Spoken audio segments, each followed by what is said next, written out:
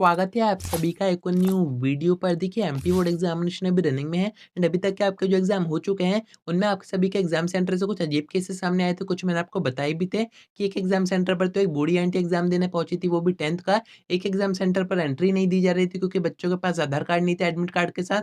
And एक centre पर तो बच्चों को एग्जाम देने ही नहीं दिया गया। 10th की बात है ये, क्योंकि वो कुछ मिनट्स देर से पहुंचे थे, यानी कि 4-5 मिनट की उनको देरी हो गई थी। तो ऐसे केसेस एमपी बोर्ड में सामने आते ही रहते हैं। एंड कुछ और भी अपडेट अभी सामने आई है रिसेंट में। आपका जो एग्जाम हुआ है 12 तारीख को, तो इनमें चीटिंग के कुछ अजीब से केसेस बताए जा रहे हैं। आगे आपको बताता हूँ ताकि ये सारी चीजें आपके साथ ना हो एंड आप ऐसा कुछ भी करने का ना सोचो। एंड वैसे भी कुछ बच्चे कह रहे थे कि हमारे एग्जाम सेंटर पर तो टीचर खुद ही चीटिंग करवा रहे हैं, बच्चे तो बढ़िया चीटिंग करते हैं और पेपर देते हैं। तो उसकी भी एक अपडेट सामने आई है, आगे आपको बताता हूँ। वीडियो में एंड तक बने रहिए, नहीं तो सब्सक्राइब जरूर से कर दीजिएगा, नोटिफिकेशन आइकन ऑन करके रखिएगा। एमपी बोर्ड एग्जामिनेशन की सारी अपडेट्स मैं आपको यहाँ पर देता रहूंगा। अब देखिए फर्स्ट अपडेट भोपाल से सामने आ रही है। इसमें आपको बताया जा रहा है कि अभी तक चीटिंग के 17 केसेस बन चुके हैं एंड मैक्सिमम केसेस इंग्लिश के पेपर में बने हुए हैं, यानी कि जो 12th का इंग्लिश का पेपर हुआ था। एंड ये भोपाल की बात हो रही है, यहाँ पर 17 केसेस बने हैं। बाकी एमपी की जो और भी डिस्ट्रिक्ट है वहां से भी काफी सारे केसेस सामने आ रहे हैं। तो एमपी बोर्ड ने जो इतनी सारी अरेंजमेंट की थी कि चीटिंग ना, उसके बाद भी ये जो चीटिंग के केसेस है वो बनी रहे हैं। बच्चे चीटिंग कर ही रहे हैं, उनको तो करनी है तो वो तो कैसे भी करेंगे। एंड ये बच्चे पकड़ा भी रहे हैं। एंड यहाँ पर आपको बताया जा रहा है कि 150 से ज्यादा फ्लाइंग स्क्वाड सिर्फ भोपाल में बनाई गई है। एंड आपके एग्जाम में यही राउंड पर होती है, एग्जाम सेंटर को चेक कर रही होती है कि कहाँ पर क्या हो रहा है, बच्चे चीटिंग तो नहीं कर रहे हैं, वहाँ के टीचर चीटिंग तो नहीं करवा रहे हैं। अब काफी बच्चे कह रहे थे, कमेंट करके बता रहे थे कि हमारे एग्जाम सेंटर तो ऐसे हैं जहाँ के टीचर खुद ही चीटिंग करवा रहे हैं, उनको ऑब्जेक्टिव के आंसर बता देते हैं, या फिर बच्चे भी तेज आवाज में चीटिंग कर रहे हैं, आपस में क्वेश्चन आंसर पूछ रहे हैं, कहीं पर भी कोई भी एक्शन नहीं हो रहा है। तो देखिए इस अपडेट के कोने में आपको एक चीज बताई जा रही है कि जो ग्रामीण एरिया है, यानी कि गाँव का एरिया है, वहाँ से चीटिंग के केसेस काफी ज्यादा सामने आ रहे हैं। बच्चे वहीं पर चीटिंग कर रहे हैं एंड वहीं पर ऐसा हो सकता है कि जो टीचर है वो भी चीटिंग करवा रहे हो, क्योंकि वहाँ पर जो फ्लाइंग स्क्वाड है वो भी उतनी ज्यादा नहीं जाती है। जो मेन सिटी के जो मेन स्कूल्स होते हैं जिनका अच्छा खासा नाम है, वहाँ पर फ्लाइंग स्क्वाड ज़्यादा राउंड पे होती है, वहीं पर ये पूरी इन्वेस्टिगेशन की जाती है। बाकी जो गाँव के स्कूल होते हैं जिनको सेंटर बना दिया जाता है, तो वहाँ पर वैसे भी इतनी ज़्यादा स्ट्रिक्ट चेकिंग नहीं होती है। बट अगर आपका स्कूल सिटी में अच्छा स्कूल है आपका, फिर भी वहाँ पर ऐसा हो रहा है, तो देखिए उसमें कुछ भी नहीं कर सकते हैं अपन। एमपी बोर्ड ने इतनी सारी अरेंजमेंट बनाई थी, मैंने आपको बताया ही था न्यूज़पेपर में, कभी कोई नियम आ रहा है, कभी कुछ चेंज हो गया, कभी कुछ हो गया। पर आप देख ही रहे हैं यहाँ पर इतनी सारी अरेंजमेंट के बाद भी ये सारी चीज़ें हो रही हैं। तो यहाँ पर आप समझ सकते हैं कि एमपी बोर्ड का जो सिस्टम है वही खराब है। ये बिक गई है गवर्नमेंट। अब गवर्नमेंट में कुछ नहीं है।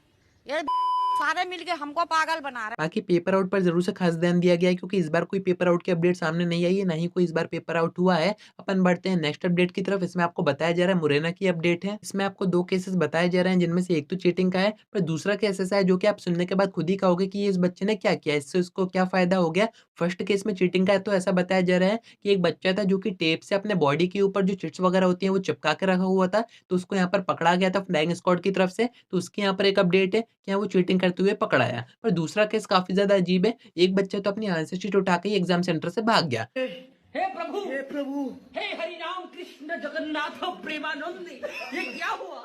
यानी कि एग्ज़ाम खत्म होने के बाद आपको अपनी आंसर शीट का क्या करना होता है? उसको टीचर को सबमिट करना होता है, जो भी एग्ज़ामिनर वहाँ पर होता है। पर इस बच्चे ने क्या किया, जैसे ही 12 बजे जैसे ही एग्ज़ाम खत्म हुआ, ये उठा और अपनी कॉपी उठा के सेंटर से ही भाग गया।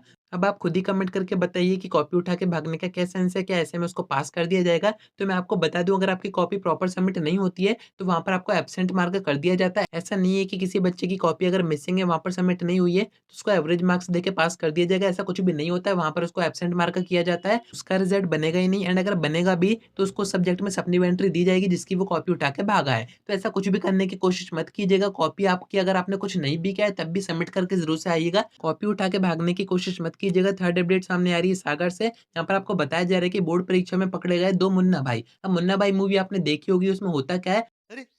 टेंशन नहीं लेने का, अपुन है ना।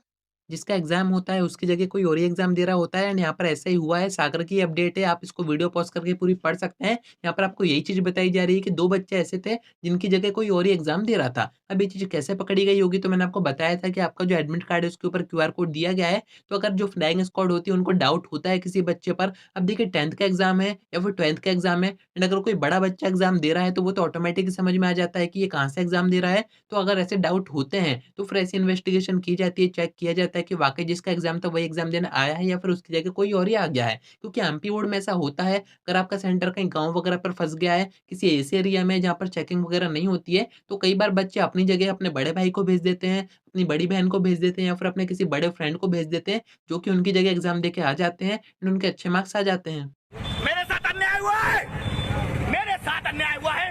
तो ऐसी-ऐसी चीज़ें एमपी बोर्ड में होती रहती हैं। बाकी आप कमेंट करके ज़रूर से बताइएगा कि आप अपनी जगह किसी और को भेजना चाह रहे हैं एग्ज़ाम देने। बाकी देखिए एमपी बोर्ड में जो हो रहा है वो मैं आपको बता ही देता हूँ जिससे कि आपका मूड भी फ्रेश रहे एंड ऐसी अपडेट सुन के थोड़ा-सा मज़ा भी आपको आ जाए कि यार हम कैसे बोर्ड में पढ़ाई कर रहे हैं। खैर ईस्ट और वेस्ट एमपी बोर्ड है बेस्ट क्योंकि 60% पर आपको लैपटॉप दे रहा है यानी कि 25,000 दे रहा है। तो बुराई मत कीजिए। आगे जो भी अपडेट आएँगी वो मैं आपको बताते ही रहूँगा। तो आज की वीडियो में इतना ही। कोई डाउट आता है कमेंट करके पूछ सकते हैं या फिर आप मुझसे इंस्टा पर डीएम करके बात भी कर सकते हैं।